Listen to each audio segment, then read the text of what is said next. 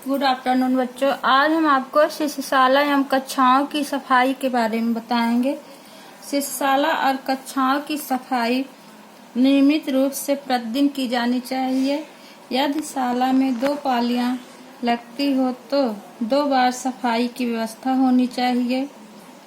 एक सफाई भृत्यों द्वारा कराई जानी चाहिए। जहां भृत्य उपलब्ध न हो वहां प्रत्येक कक्षा में छात्रों के समूह को प्रतिदिन निर्धारित कार्यक्रम के अनुसार सफाई का दायित्व सौंपा जाना चाहिए। शाला के परिसर में आंगन की भी नियमित रूप से सफाई की जानी चाहिए।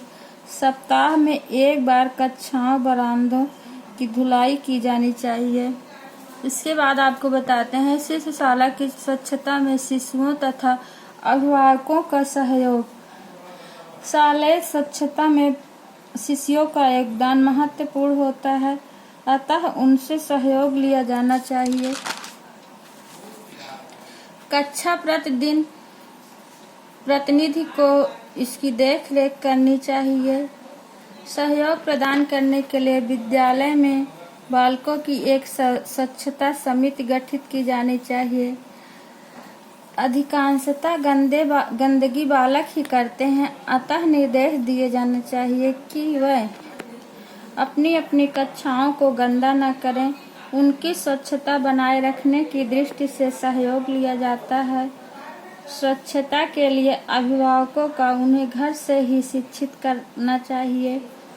प्रतिदिन मंजन करना चाहिए। नित्य धुले कपड़े पहनने की आदत शुरू से ही डालनी चाहिए।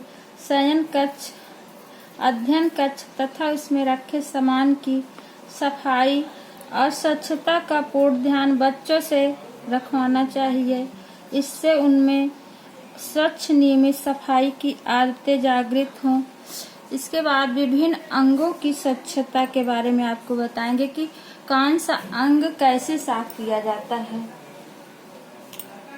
त्वचा शरीर का बाहरी आवरण होता है। त्वचा के विभिन्न रंग होते हैं।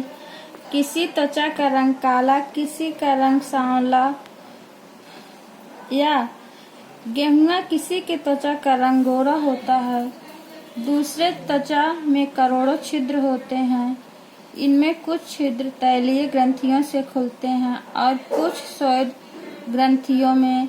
स्वेदी ग्रंथियां हमारे शरीर में से पसीना निकालने का कार्य करती हैं। इससे हमारे शरीर का तापक्रम नियंत्रित रहता है।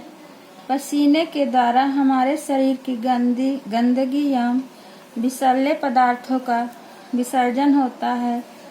स्नान करने के लिए निम्नलिखित बातों का ध्यान रखना चाहिए। मात्र शरीर को पानी से भिगो लेने से हमारी त्वचा स्वच्छ नहीं हो जाती, इसलिए शरीर पर साबुन लगाकर संपूर्ण शरीर को धोने चाहिए। धोने के पश्चात किसी साफ तौलिया से संपूर्ण शरीर को रगड़ना पोंछना चाहिए। पोंछने के पश्चात शरीर शुष्क हो जाता है। इसके लिए तेल या क्रीम पूरे शरीर में लगाना चाहिए। कभी कभी आटे अथवा बेसन का उपटन लगाना चाहिए। सर्दियों में गर्म गुनगुने पानी से तथा गर्मियों में शीतल पानी से स्नान करना चाहिए। सदैव स्पष्ट वस्त्र पहनने चाहिए, अतः स्वच्छ रहने के लिए नहाना अति आवश्यक क्रिया होता है। इसके बाद आपको हम बताते हैं आँखों की स्वच्छता। आँखों को कैसे साफ रखना चाहिए इसके बारे में आपको बता रहे हैं।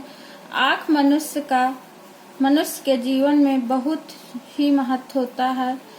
आँख के द्वारा ही संसार को देखा जा सकता है, अतः आँखों की स्वच्छता का विशेष ध्यान रखना चाहिए।